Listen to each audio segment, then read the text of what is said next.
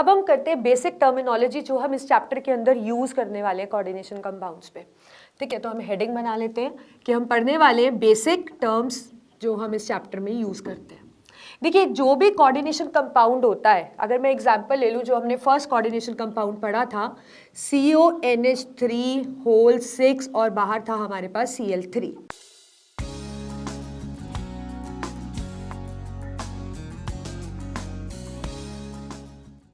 इसी के अंदर कोऑर्डिनेशन कंपाउंड्स के जितने भी मेंबर्स, जो उनसी स्पीशीज, मतलब आप कह सकते हो कि जो भी चीजें स्पीशीज प्रेजेंट है वो इसके अंदर है। तो देखिए, सबसे पहला जो कोऑर्डिनेशन कंपाउंड में है उसके अंदर होता है सेंट्रल मेटल एटम। उसके अंदर किस चीज की प्रेजेंस होती है? Central metal atom. जैसे ये जो मैंने एग्जाम्पल लिया, इसमें सेंट्रल मेटल एटम कौन सा है? कोबाल्ट। वो कौन सा है? कोबाल्ट। देखिए, सेंट्रल मेटल एटम वो होता है जिसके साथ और सारे ग्रुप एटम्स और ग्रुप ऑफ एटम्स, कुछ भी कह सकते हो, जो उसके साथ लिंक करेंगे, उनको बोलते हैं। So cobalt is going to be a central metal atom, और it is actually a central metal atom in this case. अब देखिए, कुछ क्राइटेरिया होता है। अब जैसे मैं आपको पढ़ा रही हूँ तो मेरा सिलेक्शन का कुछ क्राइटेरिया था। सिमिलरली यहाँ पे भी सेंट्रल मेटल एटम की तरह एक्ट करने के लिए कुछ क्राइटेरिया है जो फुलफिल करते हैं। ऐसा नहीं कि हम कोई भी मेटल एटम लेते हैं और वो कोऑर्डिनेशन कंपाउंड बना देता है। ठीक है, तो वो क्या परफेक्ट कैरेक्टरिस्टिक्स होती है? एक तो ये जो सेंट्रल मेटल एटम है, ये डी ब्लॉक का एलिमेंट होता है। ये नेसेसरी कंडीशन है, ठीक है, that it has to be D block, member of D block. ठीक है, दूसरा, डी ब्लॉक एलिमेंट का मतलब होता है it has vacant D orbital. इसके पास वेकेंट डी ऑर्बिटल है, तो ये एक्स्ट्रा इलेक्ट्रॉन्स भी अकोमोडेट कर सकता है, मतलब हम कह सकते हैं वो ऑक्टेट को एक्सटेंड कर सकता है। ठीक है, अब ये जो होते हैं, they are short of, central metal atom की बात कर रही हूँ, they are short of electrons, मतलब इनको इलेक्ट्रॉन चाहिए होते हैं, दे आर इलेक्ट्रॉन डेफिशिएंट। ठीक है, इस वजह से they are going to accept the electron. Simple सी बात है, इनको तो इलेक्ट्रॉन चाहिए ना, तो हम कह सकते हैं कोऑर्डिनेशन कंपाउंड में ये किसकी तरह एक्ट करेंगे? They are going to act as recipient. अब क्योंकि ये इलेक्ट्रॉन एक्सेप्ट करेंगे, so that is the reason they act as Lewis acids. So this is the criteria to actually हम जाने कि सेंट्रल मेटल एटम कौन होगा। तो जैसे कि कोबाल्ट है, कोबाल्ट डी ब्लॉक का एलिमेंट है, वेकेंट डी ऑर्बिटल भी है, इलेक्ट्रॉन्स भी इसके पास पूरे नहीं है, इसका ऑक्टेट कंप्लीट नहीं है, और ये एक्स्ट्रा इलेक्ट्रॉन्स भी अकोमोडेट कर सकता है।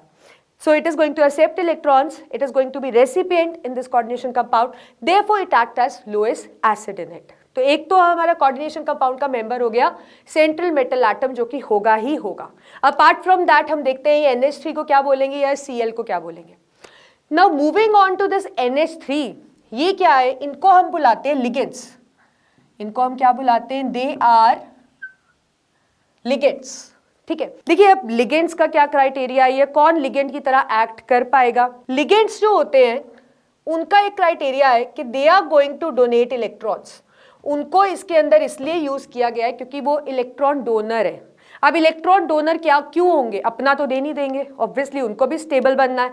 वो इसलिए ये इलेक्ट्रॉन डोनर की तरह एक्ट कर पाएंगे क्योंकि या तो उनके पास लोन पेयर होगा, एक्स्ट्रा इलेक्ट्रॉन्स होंगे, या फिर एक्स्ट्रा इलेक्ट्रॉन्स है, मतलब उनको लूज करना है वो इलेक्ट्रॉन्स। जैसे कि अगर हम नेगेटिवली चार्ज स्पीशीज कह देते हैं, Cl negative, F negative, OH negative, ठीक है, तो ये सब क्या है? ये negatively charge species and they possess extra electrons, तो इनको वो इलेक्ट्रॉन्स देने और खुद स्टेबलाइज होना है। सो either they will be these atoms with extra electrons, or they are going to be molecules with lone pair, like you know जो water है, वाटर में ऑक्सीजन के पास 2 लोन पेयर है, पता है आपको। हमारे पास अमोनिया होता है, अमोनिया के पास भी 1 लोन पेयर है।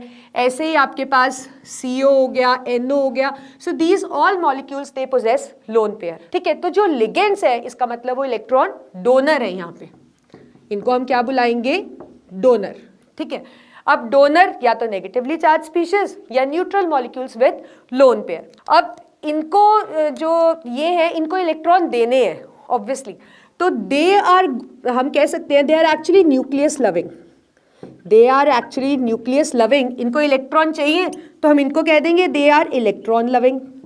जिसको जो चाहिए उसका लव उसी के लिए है ना, तो they are electron loving and they are nucleus loving. and they are called as Lewis bases. They are called as Lewis bases. तो इसका मतलब जो ये लिगेंड्स होते हैं, इलेक्ट्रॉन डोनर है, या तो इनके पास extra electron negatively charge species हैं, या लोन पेयर वाले मॉलिक्यूल्स हैं, न्यूक्लियस लविंग है ऑब्वियसली क्योंकि इलेक्ट्रॉन डोनेट कर रहे हैं, and they act as Lewis bases. अगर लुइस कंसेप्ट को देखें तो ये लुइस एसिड्स और ये लुइस बेसिस. तो समझ गए ना. तो यहाँ पे ये जो NH3 है, ये सारे क्या हो गए, लिगेंड्स, 6 के 6 लिगेंड्स, और ये कोबाल्ट हो गया सेंट्रल मेटल एटम. अब देखिए, आपने देखा कि ये जो सेंट्रल मेटल एटम है और ये जो लिगेंड्स है, इनको मैंने एक स्क्वायर ब्रैकेट के अंदर इनक्लोज किया है. ठीक है. अब वो स्क्वायर ब्रैकेट के अंदर, इसका मतलब जो मेटल एटम होता है और जो लिगेंड्स होते हैं जितने भी हो, उनको हम स्क्वायर ब्रैकेट के अंदर लिखते हैं. ठीक है. अब स्क्वायर ब्रैकेट में लिखने का मतलब क्या है? जब हम उनको स्क्वायर ब्रैकेट में लिखते हैं, पहली चीज तो हमें ये कंफर्म हो जाती है, जो अभी तक हम पढ़ चुके हैं, कि वो डायरेक्टली बॉन्डेड है मेटल एटम से. पानी में डालेंगे तो वो अलग नहीं होंगे मेटल एटम से. दे आर नॉन आयनाइजेबल, और you can say it is going to form a non ionisable part. अब उसके अलावा ये जो दोनों को हम लिखते हैं इकट्ठे, इसको हम बुलाते हैं कोऑर्डिनेशन स्फीयर बुला सकते हैं, कोऑर्डिनेशन एंटिटी बुला सकते हैं. अब आपको पता था इसी ने, ये सेकेंडरी वैलेंसी है ना, इसी ने पॉलीहेड्रा भी देना है, तो इसको हम कोऑर्डिनेशन पॉलीहेड्रा भी बुला सकते हैं. Right, this is a. तो ये तीनों नाम हम इस पूरे कॉम्प्लेक्स को कहते हैं. तो इसका मतलब इस कॉम्प्लेक्स के अंदर ये जो चीज है, इसको आप क्या बुलाओगे? कोऑर्डिनेशन स्फीयर और कोऑर्डिनेशन एंटिटी और कोऑर्डिनेशन पॉलीहेड्रा. क्लियर है ना आपको यहां तक? अब मूविंग ऑन टू, अगर हम इस एंटिटी की बात करते हैं, इसकी लेट्स से मैं इसी को ले लेती हूँ एग्जांपल. इस पे कोई चार्ज होता है जब ये अकेला होता है. अब देखिए यहाँ पे तो Cl7 प्रेजेंट है ना, इसलिए आपको कोई चार्ज दिख नहीं रहा है इसके ऊपर. लेकिन अगर ये आयन की फॉर्म में होगा तो इसके ऊपर एक चार्ज होगा. ठीक है. जैसे मैं आपको इसी को वाटर के अंदर डाल के बताती हूँ. अगर हम इस कंपाउंड को वाटर के अंदर डालेंगे तो आपको पता है पानी के अंदर जो ये वाला पार्ट है ये आयनाइज नहीं होगा, ये इकट्ठा ही रहेगा. ठीक है. और ये जो 3 Cl है ये अलग हो जाएंगे. अब ये क्या बन गई? Coordination entity. इसमें बाहर वाला तो कुछ एटम है नहीं ना, तो दिस इज कोऑर्डिनेशन स्फीयर और कोऑर्डिनेशन एंटिटी. अब यहाँ पे ये आयनिक फॉर्म पे होगा, मतलब यहाँ पे कुछ चार्ज होगा. जैसे इसके अंदर ये चार्ज है 3 पॉजिटिव. तो कहने का मतलब है ये जो कोऑर्डिनेशन एंटिटी होती है इस पे कोई चार्ज होता है. Now depending upon what kind of charge it possesses, तो ये केटाइनिक भी हो सकती है. केटाइनिक का मतलब इस पे पॉजिटिव चार्ज भी हो सकता है. ये एनाइनिक भी हो सकती है, मतलब इस पे नेगेटिव चार्ज भी हो सकता है. पर एट अ टाइम एक ही चार्ज होगा, चाहे पॉजिटिव चाहे नेगेटिव. तो अगर इस कोऑर्डिनेशन स्फीयर पे पॉजिटिव चार्ज है तो उसको आप कोऑर्डिनेशन केटाइनिक एंटिटी बुला सकते हो. अगर उस पर नेगेटिव चार्ज है तो आप उसको एनाइनिक एंटिटी बुला सकते हो. ठीक है. क्लियर हो गया ना आपको कि केटाइनिक भी हो सकता है, एनाइनिक भी. कोई हार्ड एंड फास्ट रूल नहीं है कि केटाइन ही होगा या एनाइन ही होगा. जैसे ये आपने देखा ये केटाइन है. यहाँ पे मैं एक और एग्जाम्पल लिख देती हूँ, लेट्स से AgCN6, और लेट्स से मैं इस पे 2 नेगेटिव लिख देती हूँ, तो ये एनाइनिक एंटिटी हो गया. तो इट कैन बी केटाइनिक और it can be anionic. Clear है यहाँ तक? अब हम बात करते हैं Cl3 की, कि ये Cl3 क्या है, ये ब्रैकेट के बाहर जो भी कुछ लिखा होगा वो एक्चुअली होता क्या है. अब ब्रैकेट के बाहर जो भी कुछ लिखा होता है उसको हम बुलाते हैं काउंटर आयन. तो ये तीसरी टर्म आ गई आपके पास. एक सेंट्रल मेटल एटम, लिगेंड्स भी क्लियर है. तीसरी टर्म है हमारे पास काउंटर आयन. तो जो भी चीज ब्रैकेट के बाहर है, मतलब जो आयनाइजेबल पार्ट है, उसको हम क्या बुलाएंगे? Counter ion. और आपको पता है जो काउंटर आयन है, it is the ionisable part, मतलब पानी में डालेंगे तो ये सेपरेट हो जाएगा. जैसे देखो ये डाला था तो यहाँ पे ये काउंटर आयन था, ये सेपरेट हो गया, है ना. तो this is a counter ion. अब एक और बात मैं आपको बताना चाहूंगी. देखिए, जब ये पूरा कॉम्प्लेक्स बनता है, मैंने आपको बताया ये केटाइनिक भी हो सकता है, ये एनाइनिक भी हो सकता है. अब जैसे इसमें ही अगर ले लें हम एग्जांपल, यहाँ पे इसमें पॉजिटिव साइन है ना, तो पॉजिटिव का मतलब it is cationic, this species is cationic, so it is cationic, so obviously the counter ion has to be anionic, क्योंकि जब भी कंपाउंड बनेगा तो एक पे पॉजिटिव आयन और एक नेगेटिव आयन तो होगा ही ना. सो this is केटाइनिक if the coordination entity is cationic, obviously the counter ion is going to be anionic. Likewise, अगर मैं आपसे बोल दूं कि भी ये anionic है तो counter ion positive होगा. तो सिंपल सी बात है कि अगर coordination entity और counter ion लिख लेते हैं तो अगर ये positive है तो ये नेगेटिव होगा, अगर ये आपके पास नेगेटिव है तो ये पॉजिटिव होगा. So these are the terms which are going to like हम इसमें चैप्टर में बार बार यूज करेंगे. आपको पता होना चाहिए सेंट्रल मेटल एटम क्या है, आपको पता होना चाहिए लिगेंड्स क्या है, कौन लिगेंड की तरह एक्ट करेगा, who is going to act as central metal atom, what are the criteria which they have to fulfil actually, और केटाइनिक एनाइनिक किस तरह से हम पहचानेंगे. क्योंकि अगर आपको ये नहीं पता होगा तो आप आगे अभी हम इसका नॉमेनक्लेचर पढ़ेंगे, you won't be able to do that. Right, so this is what we are going to do. So let's start with the detailed study of ligands now. Now we are going to do a detailed study about ligands. See, ligands आपको clear है that they are the atoms or the group of atoms, they are going to act as donor, है ना. उनके पास extra electrons है which they are going to donate to the central metal atom, और इसी वजह से एक कोऑर्डिनेट बॉन्ड बनेगा. अब देखिए जो लिगेंड्स होते हैं उनके अंदर एक स्पेशल प्रॉपर्टी होती है डेंटिसिटी. उनको हम किस प्रॉपर्टी से पहचानते हैं, उनकी एक स्पेशल प्रॉपर्टी होती है डेंटिसिटी. अब डेंटिसिटी क्या होती है, देखिए denticity is the number of donor atoms, मतलब लिगेंड के अंदर कितने नंबर ऑफ डोनर एटम्स हैं, उस प्रॉपर्टी को आप क्या बुलाते हो, that is denticity. So depending upon the denticity we actually classify the ligands into different categories. Like we have monodentate ligands. Mono का मतलब क्या होता है, ऑब्वियसली वन होता है. मोनोडेंटेट बोलो चाहे यूनिडेंटेट बोलो, तो दैट मोनो और यूनी दैट मीन्स वन. तो वन का मतलब है उनके अंदर जो मोनोडेंटेट लिगेंड्स है इनके अंदर सिर्फ एक ही डोनर एटम है. They possess only one donor atom, मतलब लिंकेज जो होगी वो एक एटम से ही हो सकती है. For example we have Cn negative, तो आपको पता ये मोनोडेंटेट है, OH negative, Cl negative, Br negative. अब अमोनिया के पास भी एक ही लोन पेयर है, N से ही लिंकेज होगी सिर्फ, है ना, यहीं से लिंकेज होगी. वाटर के पास चाहे लोन पेयर दो हैं पर एटम डोनर एटम तो O ही है ना, H तो नहीं है. तो अगर डोनर एटम एक ही होता है चाहे लोन पेयर उस पर ज्यादा भी है, पर अगर लिंकेज एक ही एटम से होती है तो उन लिगेंड्स को हम क्या बुलाते हैं, मोनोडेंटेट और यूनिडेंटेट. ठीक है. अब दूसरे आ जाते हैं हमारे पास डाइडेंटेट. डाइडेंटेट और you can call it as bidentate.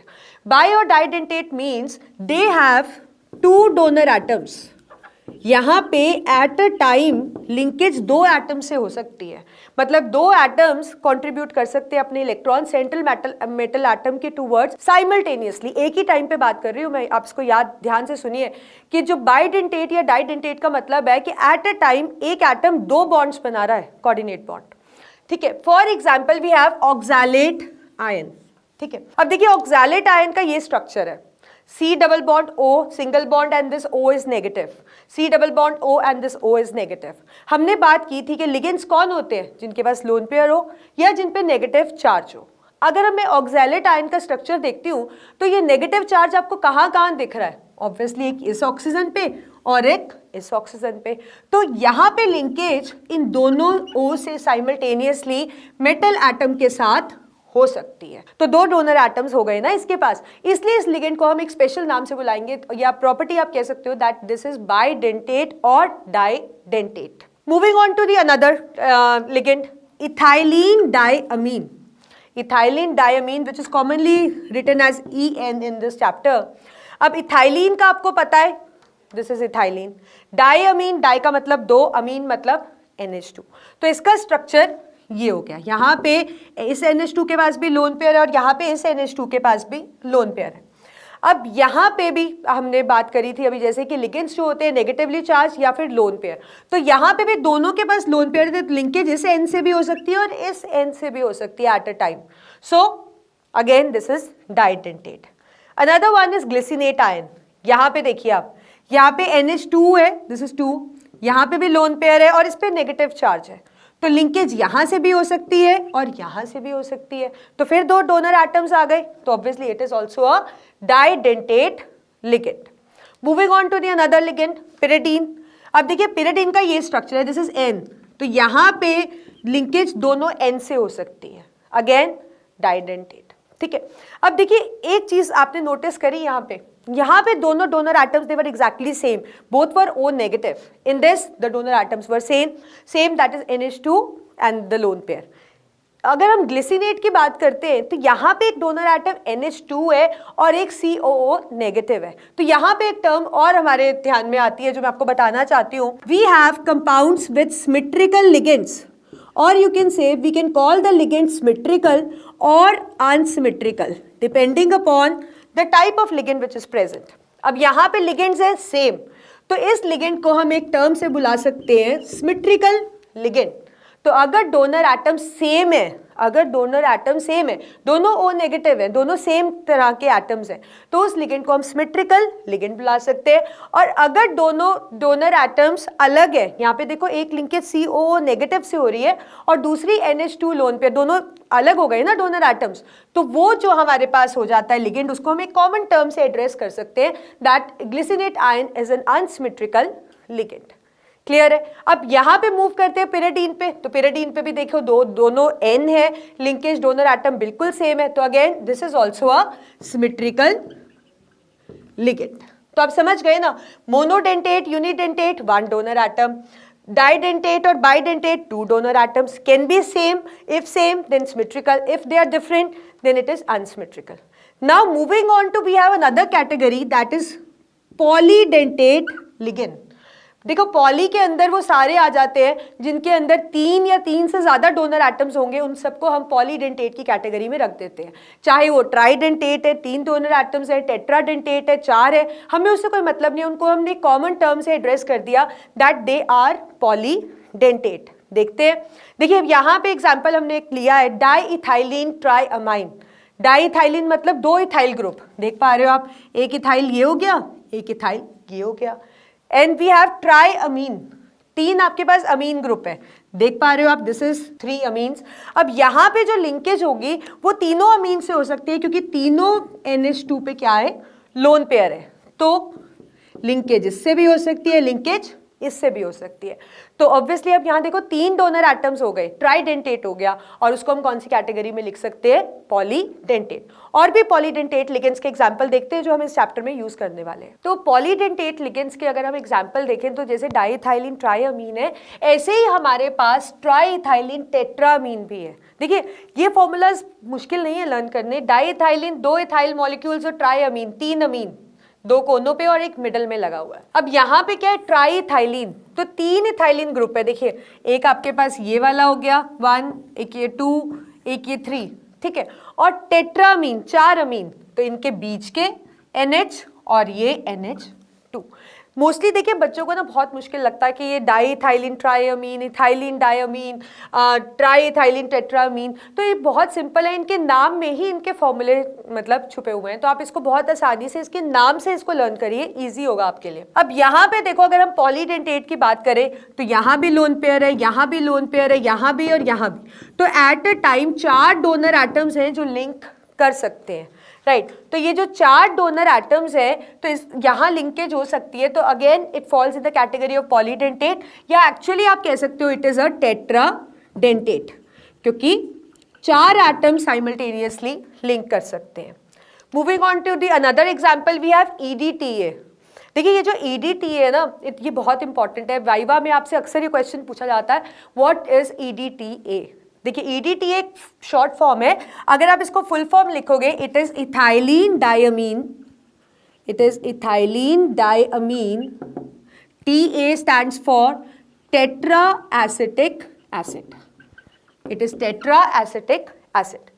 तो इसका जो स्ट्रक्चर है वो इस तरह से है, देखिए इथाइलिन डाइअमीन टेट्रा एसिटिक एसिड, ठीक है. तो आप इसको इस तरह से लर्न करोगे ना तो ये बहुत इजी हो जाएगा आपके लिए. अब यहाँ पे लिंकेज देखो कहाँ कहाँ से हो सकती है, इस यहाँ पे भी एक्स्ट्रा इलेक्ट्रॉन्स है, यहाँ से 2 लिंकेज ये हो गई, इस N से, इस N से, अगेन इससे और इससे, तो 6 एटम्स हो गए जो साइमल्टेनियसली लिंक कर सकते हैं. तो इसका मतलब अगर हम इसकी बात करें तो हेक्साडेंटेट हो गया ना ये, इसमें 6 atoms, 6 donor atoms simultaneously link कर सकते हैं. ठीक है। तो ये हो गई आपके पास डेंटिसिटी के बेसिस पे। अब देखिए आप भी सोच रहे होगे कि जैसे सपोज जैसे अभी हेक्साडेंटेट की बात करी, 6 डोनर एटम्स ने आपस में लिंक करना है ना। अब 6 डोनर एटम्स और मेटल एटम सिर्फ एक, मतलब एक ही मेटल एटम और एक ही लिगेंड, लेकिन लिंकेज अलग अलग जगह से। तो ऑब्वियसली एक रिंग जैसा स्ट्रक्चर सा नहीं बन जाएगा इसके अंदर कि एक सेम ही एटम बार बार है। जैसे सपोज अगर मैं कहूँ एक ऐसा मॉलिक्यूल है जो डाइडेंटेट है, तो वो इधर भी है और इसका एक एटम इधर भी है। तो इस तरह से ये जो क्लोज्ड रिंग लाइक साइक्लिक से स्ट्रक्चर बन रहा है ना, जो कि डाइडेंटेट, ट्राइडेंटेट मतलब पॉलीडेंटेट लिगेंड्स के जुड़ने से बनता है, उसको हम क्या कहते हैं? चिलेट। इसको किलेट की फॉर्म में भी प्रोनाउंस कर लेते हैं, इसको चिलेट की फॉर्म में भी कर लेते हैं। So do as you are comfortable, पर ये है बहुत इंपॉर्टेंट, इसको आप लर्न जरूर कर लेना। अक्सर 2 मार्क्स का क्वेश्चन पेपर में ये आता है, what is chelate or chelate, whatever you can call it.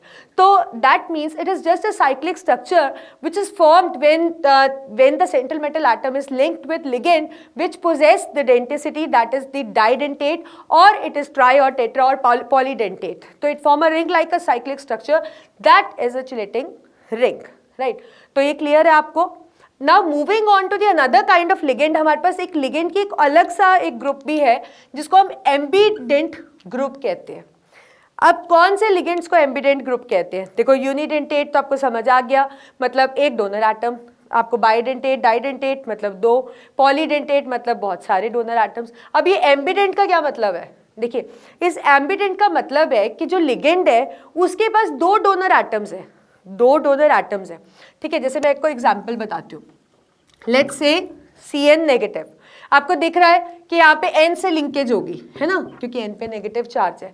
पर ऐसा नहीं है, दिस इज अ एम्बीडेंट लिगेंड, मतलब it can link through N also and it can link through C also, but at a time linkage एक ही होगी, चाहे C से हो चाहे N से हो।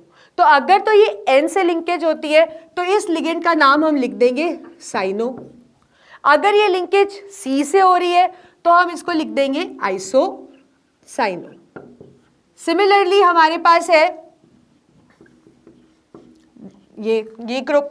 अब यहां पे लिंकेज O से हो रही है तो आपके पास हो गया नाइट्राइटो, O नाइट्राइटो। N से हो रही है तो हो गया N नाइट्राइटो।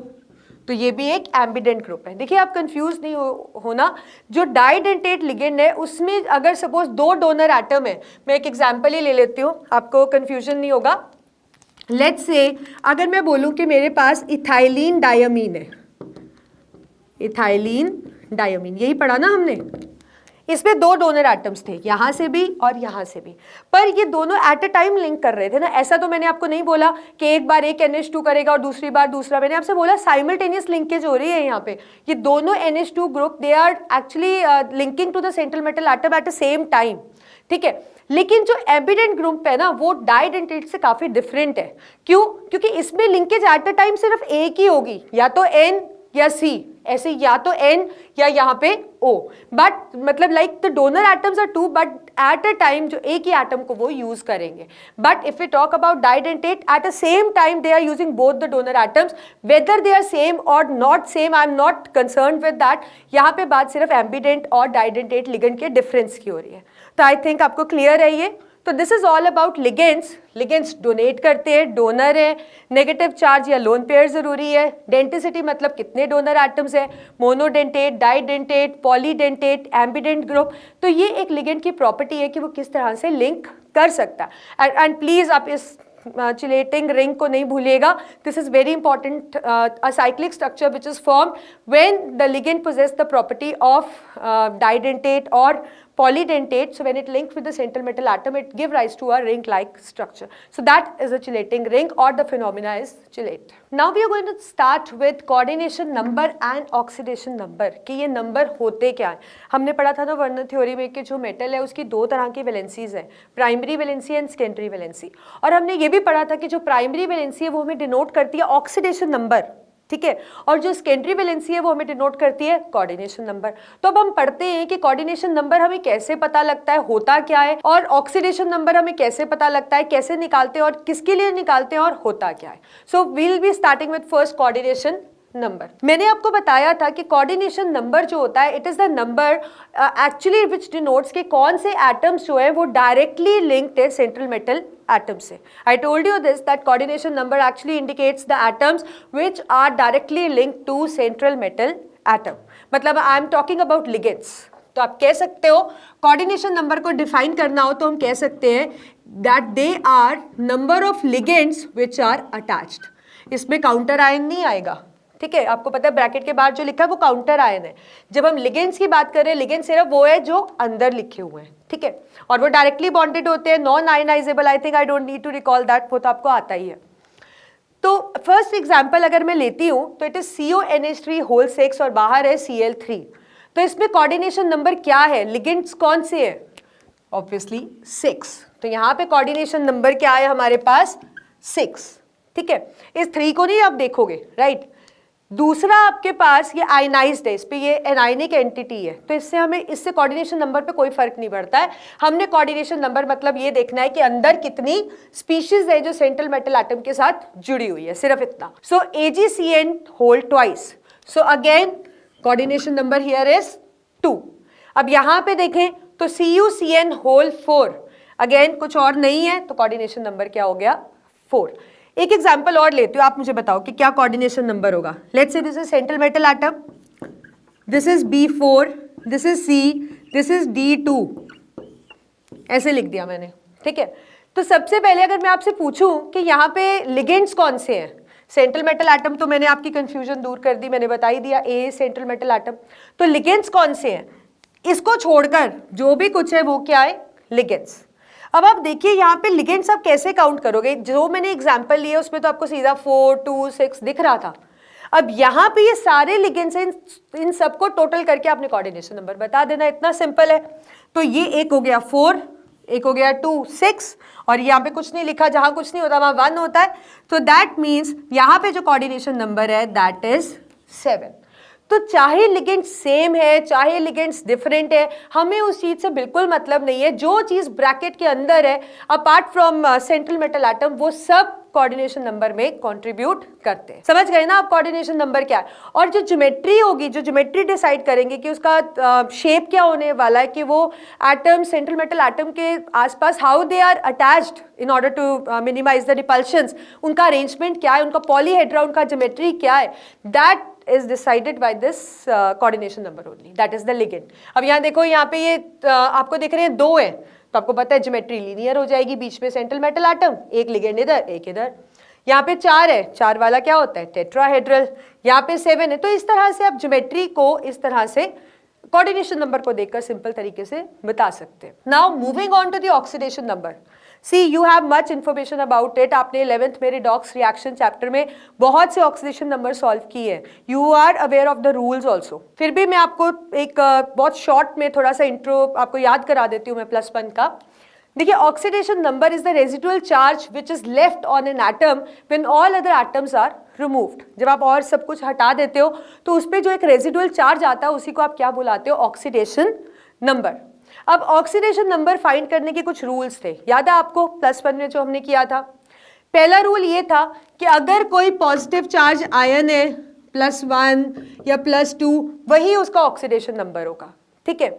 अगर कोई एटम अपनी मोनोएटॉमिक स्टेट में ही एग्जिस्ट करता है, उसका ऑक्सीडेशन नंबर हम 0 ले लेते हैं, याद है ना आपको। ऐसे ही अगर कोई नेगेटिवली चार्ज स्पीशीज है, जितना भी नेगेटिव साइन हो उसका ऑक्सीडेशन नंबर वही हो जाता है। अब फॉर एग्जाम्पल ऑक्सीजन, इसका ऑक्सीडेशन नंबर होता है -2। लेकिन अगर ये कोई अपने से ज्यादा इलेक्ट्रोनेगेटिव एटम के साथ जुड़ा हो तो इसका ऑक्सीडेशन नंबर यहाँ पे ऑक्सीजन का क्या हो जाएगा, पॉजिटिव, ठीक है। या ऑक्सीडेशन नंबर वैलेंसीज नहीं होती है, आपको पता है इस चीज का। तो यहाँ पे जो इसका ऑक्सीडेशन नंबर हो जाएगा वो हो जाएगा +2। और ऐसे ही अगर आप O2F2 लो तो यहाँ हो जाएगा +1, जबकि ऑक्सीजन नेगेटिव है पर फ्लोरीन उससे ज्यादा इलेक्ट्रोनेगेटिव है। और जब भी हम कोई ऑक्सीडेशन नंबर निकालते हैं, आपको पता है कि या तो हम उसको 0 से इक्वेट करते हैं और अगर कोई चार्ज होता है तो हम उससे इक्वेट करते हैं। तो सेम तरीके का, सेम रूल्स को हमने यहाँ फॉलो करना है। पर आपको ध्यान रखना है, या ऑक्सीडेशन नंबर हमको हर एटम के लिए नहीं निकालना, हमें सिर्फ किसके लिए निकालना है, सेंट्रल मेटल एटम के लिए। तो जिसका हमें निकालना है उसको X ले लेते हैं, ठीक है। CN एक रेडिकल है और आपको पता है it is called as cyanide, इस पे नेगेटिव चार्ज है, तो जितना भी रेडिकल पे चार्ज होता है वो उन एटम्स का सम ही होता है। तो इसका ऑक्सीडेशन नंबर आप पूरे का क्या ले लोगे, -1, और कोई लिगेंड तो दिख नहीं रहा आपको। अब यहाँ पे को आप इसको 0 से इक्वेट नहीं करोगे क्योंकि इस पे चार्ज है 4 नेगेटिव, तो इसको कैसे सॉल्व करोगे आप, Fe को x लिख लिया, डिफरेंट लिगेंड्स के ऑक्सीडेशन नंबर के बीच में प्लस का साइन आता है, आपको पता है जैसे हम सॉल्व करते हैं। अब Cn का क्या है, -1, कितने Cn लगे हैं, 6, इक्वल टू 0 से तो इक्वेट करेंगे नहीं, है ना, आयन है, आयनिक फॉर्म में है, -4, सॉल्व कर लीजिए, हो गया सॉल्व हमारा answer. So this is x - 6 is equal to -4, where x is equal to -4 + 6, बड़े का साइन लगाएंगे और ऑक्सीडेशन नंबर आ गया हमारे पास +2। तो इस तरह से आप सबके लिए सॉल्व कर सकते हो। जैसे यहाँ पे हमने ये एग्जाम्पल लिए, इनके लिए भी कर सकते हो। ये तो चलो CN ही हो गया, सेम हो गया, हम इस एग्जाम्पल को कंसिडर करते हैं। We have CONH3 whole 6 and we have Cl3। अगर काउंटर आयन भी प्रेजेंट होता है ना तो उसको भी इंक्लूड करते हैं जब हम ऑक्सीडेशन नंबर निकालते हैं। तो ये हो गया X, न्यूट्रल मॉलिक्यूल्स का ऑक्सीडेशन नंबर का रूल है कि आप उसको 0 लेते हो, X + 0 × 6 प्लस Cl आपको पता है माइनस होता है, 3 Cl लगे हुए हैं, तो -1 × 3 सॉल्व कर लेते हैं। Anything multiplied by 0 you know is 0, cancel हो गया ये तो, plus minus minus it is equal to -3, और यहाँ पे न्यूट्रल था तो हम इसको 0 से इक्वेट करेंगे, तो ये जो x आ गया वो आपके पास आ गया +3। देखिए यहाँ चार्ज नहीं था इसलिए मैंने इसको 0 से इक्वेट किया, यहाँ पे काउंटर आयन नहीं था, चार्ज था, इसलिए मैंने उसको चार्ज से इक्वेट किया। तो इस चीज़ को आपको ध्यान रखना है ऑक्सीडेशन नंबर निकालते हुए। तो यहाँ पे कोबाल्ट का जो ऑक्सीडेशन नंबर है वो हमारे पास सॉल्व हो गया +3। तो देखिए बेसिक टर्मिनोलॉजी में आपने बहुत कुछ पढ़ लिया है, आपको सेंट्रल मेटल एटम के बारे में पता लग चुका है ना, आपको उसके बारे में, लिगेंड्स के बारे में काफ़ी प्रॉपर्टी, इडेंटिसिटी वगैरह इसके बारे में पढ़ चुके हो, सिमेट्रिकल अनसिमेट्रिकल लिगेंड्स किसको कहते हैं ये आप पढ़ चुके हो, राइट। आपने कोऑर्डिनेशन नंबर, ऑक्सीडेशन नंबर, ये सब हमने इस टॉपिक के अंडर कवर कर लिया है। तो नेक्स्ट टॉपिक में हम नॉमेनक्लेचर करेंगे कि कोऑर्डिनेशन कंपाउंड्स को हम किस तरह से बुलाते हैं। तो मिलते हैं हम नेक्स्ट वीडियो में। So till then